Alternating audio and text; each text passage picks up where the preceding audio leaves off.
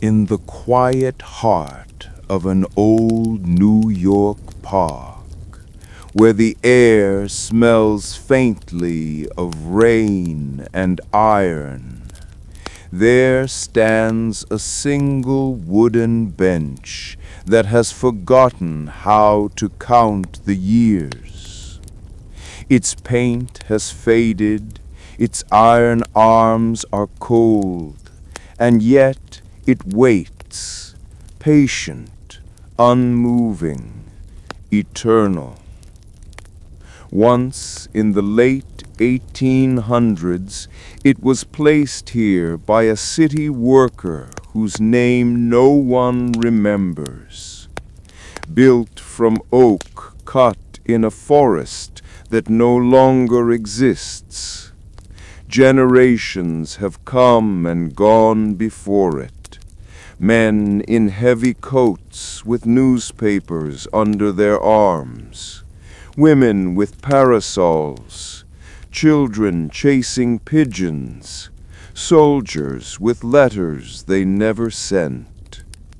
The bench never spoke, but it listened. It felt the tremor of laughter, the salt of tears, the weary sighs of those who needed a moment to stop. Through winters heavy with snow and summers loud with jazz, it stayed, watching the city rise, burn, rebuild, and forget. Tonight, under the faint yellow glow of a street lamp, the bench sits alone once more, not empty, but full of every story it ever held, quietly waiting for the next tired soul who will sit, breathe, and unknowingly add one more whisper to its endless memory. Long before the restless hum of modern cities, before the iron benches of New York and the wooden seats of Victorian gardens, there were the stone benches of the old world, carved not for comfort, but for presence. In ancient Greece, where sunlight fell like gold upon marble courtyards, people gathered in open-air agoras. There, along the edges of the market squares, stood rows of cool stone slabs, the earliest benches. They were simple, solid, eternal, placed not for leisure, but for conversation. Philosophers like Socrates and Plato may have sat upon them, debating the meaning of virtue and the soul, while fishermen, merchants, and travelers rested their tired legs and listened. The benches knew both wisdom and weariness. Later, in Rome, benches became grander. In the wide forums and beneath the arches of amphitheaters, long marble seats lined the public spaces where thousands came to speak, trade, or watch the games. Senators rested there, their robes folding like waves, murmuring plans that would shape empires. Lovers met in secret corners, their words lost under the echo of sandals against stone. Even the poor found a kind of dignity in sitting, for in Rome a bench was a place where every man, rich or poor, could claim a moment of belonging. As centuries turned, those benches cracked and weathered. Grass grew through them. Rain washed them smooth, and dust filled the air where voices once rose. Yet their silence remained, a silence that taught the world something rare, that stillness could be shared. It was in those ancient seats that humanity first learned the quiet art of sitting together, not to work, not to fight, but simply to be. By the 19th century, the cities of the world had grown louder, heavier, and endlessly awake. Steam engines screamed through the streets of London. The smell of coal hung in the air, and the endless rhythm of factory life left people with little time or space to breathe. It was then, amid the smoke and the sorrow, that a new idea began to take root. Rest could be a public right. The Victorians, obsessed with order and morality, also discovered beauty in calm. They built parks, vast green escapes within iron cities, where the weary could walk, think, or simply sit. And for sitting, they created something that would quietly change the modern world: the public bench. At first, benches were few and formal, made of wrought iron and oak, designed with a sense of moral purpose. A gentleman might sit upright with a book. A lady could rest beneath her parasol without breaking the dignity of posture. But soon the benches became more democratic. They were placed not only in royal gardens, but along crowded boulevards, under gas lamps, and beside the growing rail stations where travelers waited for trains that often came too late. These benches carried whispers of romance and revolution alike. In London's Hyde Park, lovers met on them in secret twilight hours, and radicals gathered to speak of justice beneath the same trees. Across Europe, cities like Paris, Vienna, and Berlin followed, lining their parks with benches as symbols of civilization, quiet islands amid the noise. But there was something deeper, too. In an age obsessed with progress, benches became symbols of stillness. The world was learning how to move faster, and yet in every grand park, the bench invited people to stop. The simple act of sitting down, looking at the world instead of rushing through it, became a silent rebellion. And so, the Victorian bench was not just furniture, it was philosophy. It whispered a truth that humanity had nearly forgotten since the days of Greece and Rome, that sometimes the greatest movement is stillness itself. When the 19th century breathed its smoky breath across the Atlantic, it carried with it more than ships and immigrants. It carried ideas. Among those quiet travelers came the notion of public rest, born in Europe's manicured parks and carried into the raw, restless cities of the New World. America, still young but already roaring with ambition, was a land that measured progress by movement, railroads, factories, growth without pause. And yet, even here, a few dreamers began to imagine something slower, a place where the people could simply sit. In New York, this idea took shape under the hands of a visionary named Frederick Law Olmsted, the father of American landscape architecture. Alongside his partner Calvert Vaux, he began designing what would become Central Park in the 1850s. Not just a patch of green, but a breathing space for the soul of a city that had forgotten how to breathe. Olmsted believed parks were not luxuries for the rich, but necessities for everyone, and that the act of sitting quietly among trees could heal a crowded, anxious society.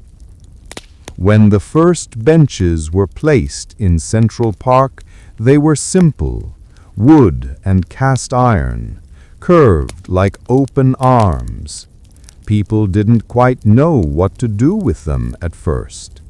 Some stared uneasily at the idea of sitting in public with strangers. Others, weary from 10-hour shifts and narrow tenement rooms, embraced the miracle of rest beneath open sky.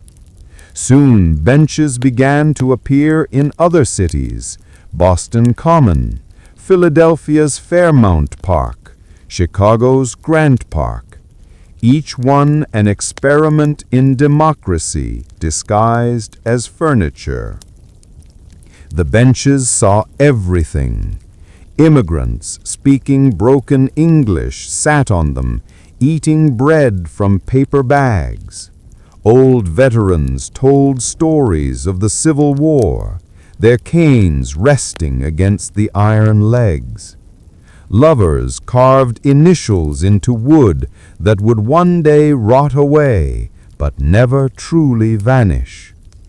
The benches became silent witnesses to the growing soul of America, one that was learning, awkwardly but earnestly, that rest did not mean weakness, and that even in a nation obsessed with speed, stillness had its place. And as the gas lights flickered on in the evenings, children ran past and carriages rolled by, the benches of the new world began to echo the old ones, not in marble or stone, but in spirit. The ancient lesson had crossed the ocean. Civilization is not only measured by how far we can go, but by whether we remember to stop. By the early 20th century, the American bench had become more than a seat. It was a stage for every small drama of ordinary life. In parks, train stations, and city squares, benches stood quietly as the world spun faster around them. They didn't move, but they saw everything. The tremble of a first kiss, the loneliness of an old man feeding pigeons, the exhaustion of mothers resting between errands. If walls had ears, benches had hearts, wooden ones, heavy with the weight of passing time. During the Gilded Age, when industry gleamed and poverty hid in shadows, the benches in cities like New York and Chicago became meeting places for those who had nowhere else to go. Immigrants sat shoulder to shoulder, speaking in tongues that tangled into a music of survival. Street vendors rested their legs after long hours of shouting over the din of trolleys. On quiet Sundays, when factories fell silent, families dressed in their best clothes and came to the park, where the benches waited like patient hosts. Then came the wars. During the First and Second World Wars, benches bore witness to scenes the newspapers never printed: Young soldiers kissed their sweethearts goodbye on cold park seats before marching toward ships. Mothers sat on those same benches months later, holding letters written in shaky ink, reading them until the paper tore. The benches didn't judge or comfort. They simply stayed, holding the moments no one else could. In the years that followed, as jazz poured out of radios and cars filled the streets, benches continued to gather stories. Artists sketched strangers. Poets scribbled lines that never found publishers. And drifters slept under starlight that city lights tried to erase. Each bench became a small museum of human emotion, invisible, unmarked, but eternal. They were never heroes of history, yet they were always there, through laughter and loss, through the rise of buildings and the fall of dreams.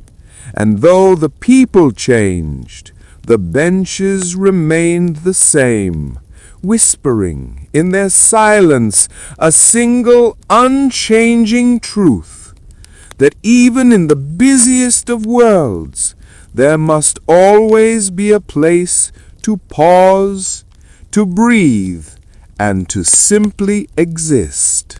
Behind every bench that ever stood in a park or street corner, there was always a pair of hands, often calloused, often forgotten, that built it. They were carpenters and blacksmiths, welders and dreamers, men who worked in workshops that smelled of oil and pine. In the dim light of gas lamps, they bent iron, cut oak, sanded the curves where someone's hand would someday rest. They did not sign their work. No plaques bore their names. Yet their craft shaped the quiet comfort of millions who would never know them. In the late 1800s, when cities were swelling like tides, the municipal benchmakers of Boston, New York, and Philadelphia were given blueprints by city planners, functional, strong, and identical. But the craftsmen often rebelled in small, secret ways. One might carve a hidden pattern beneath the seat.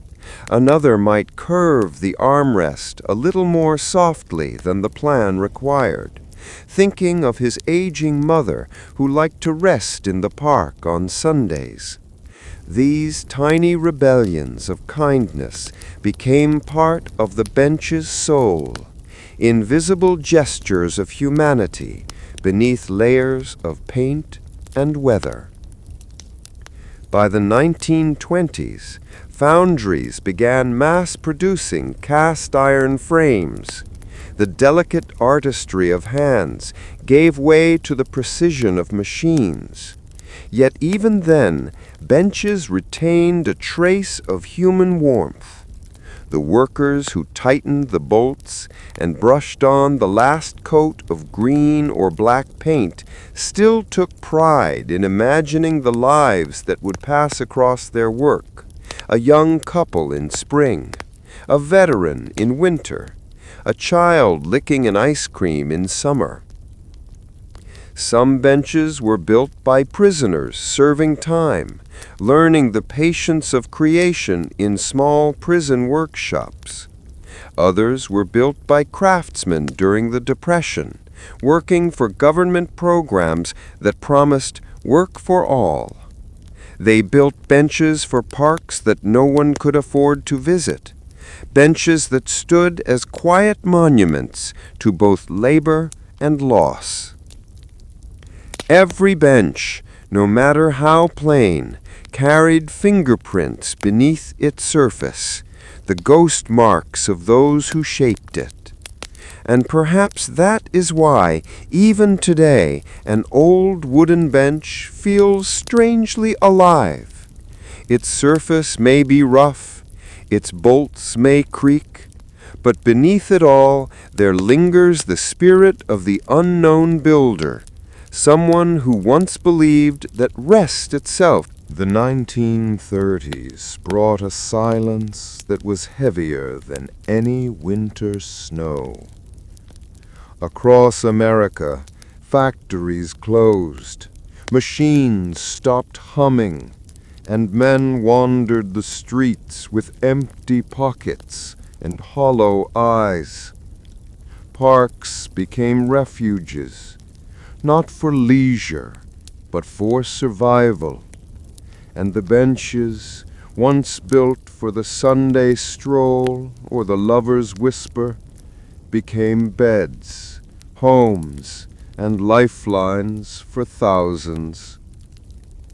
In cities like New York, Chicago, and St. Louis, benches lined the edges of forgotten parks, their paint chipped, their wood cold.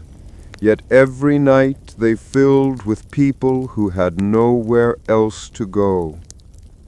Under the pale lamps of Central Park, men wrapped in newspapers slept sitting upright, afraid of being moved along by police. They called it riding the bench, a bitter joke among those who had lost everything. By day, the same benches became gathering spots for men waiting for work that rarely came. They traded stories, hopes, and sometimes just silence, because silence cost nothing. Mothers came too, with small children bundled in thin coats, waiting on benches outside relief offices that opened too late and closed too early. Some benches were so crowded that strangers leaned against each other for warmth. Others stood empty in wealthy neighborhoods, their emptiness shining like accusation. It was during these years that the bench became a symbol of both despair and quiet endurance. Newspapers printed photographs of park benches lined with the unemployed, faces turned away from the camera. Artists painted them as symbols of America's broken promise. Yet within that sorrow, there were moments of quiet grace, strangers sharing bread, old men humming songs from better days, children chasing each other around benches as if the world were still kind. The government programs of the New Deal eventually sent workers to repair those benches, sanding, repainting, rebuilding. The simple act of fixing a park seat became an act of hope. For a nation learning to rise again, every restored bench said, without words, that the world could still be mended. And when spring finally came, slow, cautious, uncertain, people returned to the parks not just to rest, but to remember. The benches had held them through the worst of times. They had been witnesses to hunger, courage, and the quiet dignity of survival. Even as America moved forward, the ghosts of the Great Depression stayed behind, seated still upon those wooden rows, whispering to anyone who cared to listen, "We endured." By the mid-20th century, America had awakened from the long dream of the Depression and rushed headlong into the modern age. The skyline grew taller, the highways wider, and the hum of engines replaced the whistle of trains. Cities no longer walked, they drove, and in this age of concrete and chrome, even the humble park bench began to change. Wood was replaced by steel and cement, unyielding materials built not for warmth, but for endurance. Benches became angular, industrial, efficient. They were designed by planners, not craftsmen, measured by cost and maintenance instead of comfort or soul.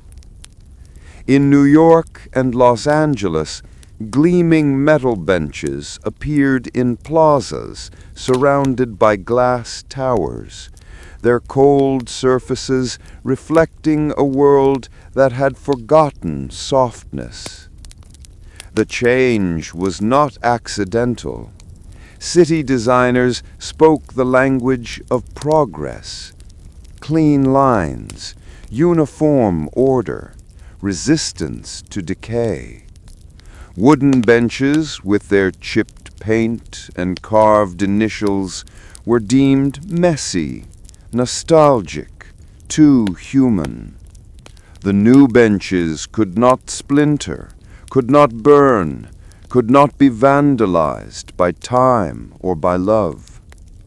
But with their perfection came silence, a silence different from the quiet of rest, colder and more absolute. People still sat, but they did not linger. Office workers ate lunches, checked watches, and returned to elevators. Strangers rarely spoke. The bench had lost its intimacy. It had become a tool of pause, not reflection. Even parks grew more geometric, trimmed and patrolled, shaped by rules rather than rhythm. The age of the quick break had replaced the era of slow sitting. Yet even in the shadow of modernity, a few old wooden benches remained, survivors of storms, of decades, of neglect. Their surfaces were scarred, and their bolts rusted, but they drew people like magnets. Lovers still chose them, ignoring the cold new seats nearby. Street musicians played beside them, as if they too knew where memory lived. For all the promises of modern design, comfort could not be manufactured, and silence could not be engineered. By the late 1970s, graffiti began to appear, angry, colorful, alive, on the new steel benches. Words, names, declarations. It was as though the city's people were trying to remind the benches that humanity still existed, that not everything had to be smooth, gray, and planned. And in that rebellion, a quiet truth returned. A bench, no matter how modern, was still a place to stop moving. Beneath the hum of engines and the glare of neon lights, people still needed to sit, to breathe, to touch something that didn't demand speed. The benches, steel, cement, or wood, were still there, waiting, and though they had changed in form, their purpose, ancient and unbroken, remained the same: to hold the tired weight of the human heart. By the late 20th century, the park bench had begun to carry more than just the weight of tired bodies. It began to carry names, dates, and love that refused to fade.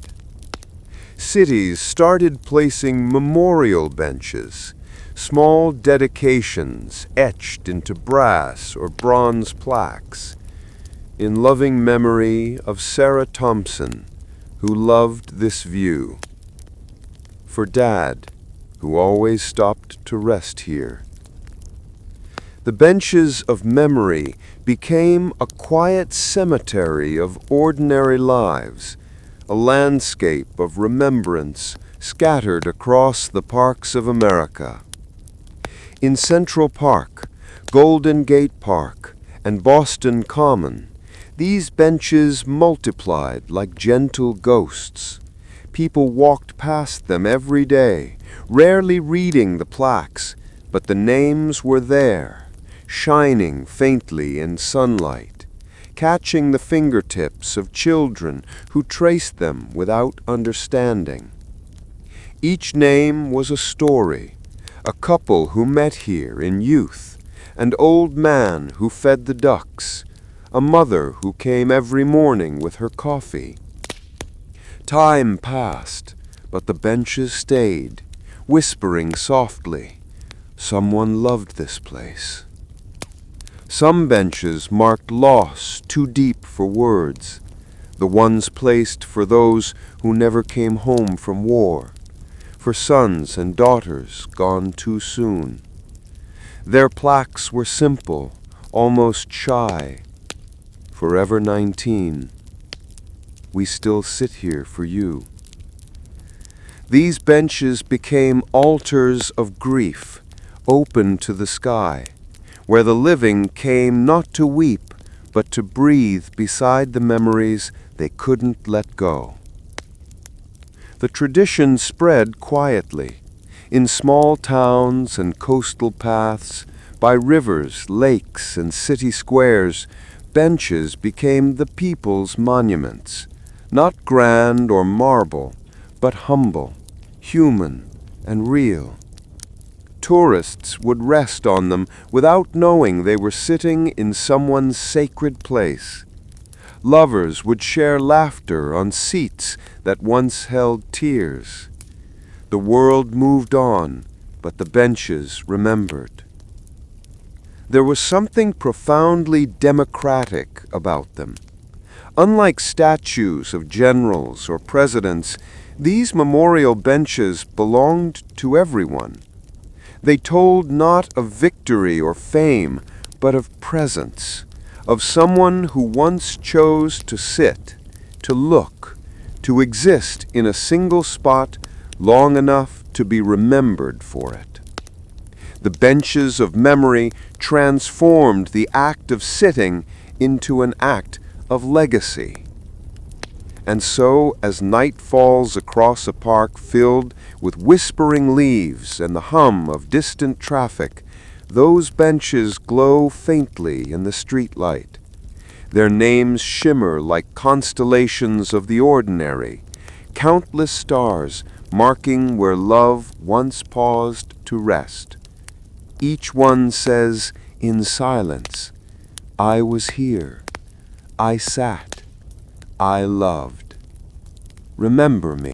The world today moves faster than the wind once moved through the trees of the old parks. Screens glow where sunlight used to fall. People scroll where they once sat still. And yet, somewhere in every city, in a forgotten corner, beneath a tired tree, there is always one last bench. It waits, as it always has, for the weary and the restless, for anyone willing to stop long enough to feel the quiet hum of time. It may be wooden or steel, broken or clean, painted by the city or by rain. It doesn't matter. Its purpose is the same as it was in the days of marble forums and Victorian gardens, to remind the world that stillness is not the absence of life, but its most tender form. The bench does not ask for attention, nor does it demand purpose. It simply offers space, a rare, sacred space where thought and memory meet. If you sit long enough, you can almost hear them, the echoes of all who came before, the philosophers of Greece whispering of truth, the Roman crowds murmuring beneath their stone arches, the lovers of London hiding from the rain, the workers of New York resting after 10-hour days, the dreamers, the lost, the remembered. They are all there, layered in silence, carried within the wood and iron of every seat the world has ever built. Even now, as cities grow louder and people busier, benches continue to bear witness. A young woman sits and watches the sunrise through her phone. A man in a wrinkled coat eats his lunch alone, but smiles at the pigeons. A child climbs up beside him, her laughter echoing across the park. Time folds in on itself, yesterday and tomorrow meeting in the space of a heartbeat. Someday, perhaps, the bench itself will vanish, replaced by smart designs and temporary pop-up parks. But the need it answers will not die. Humanity will always crave a place to pause, to listen, to simply exist without moving forward. The bench is not furniture, it is philosophy made solid. It is a promise that no matter how fast the world turns, there will always be a moment, a seat, a silence waiting for you. And so the last bench waits still, beneath the shadow of buildings, beneath the memory of trees. It does not measure time, because time always comes back to it. Someone will sit, as someone always has, and the cycle will continue. For as long as humans live and tire and dream, there will always be a bench somewhere in the world, quietly holding the weight of everything that makes us human.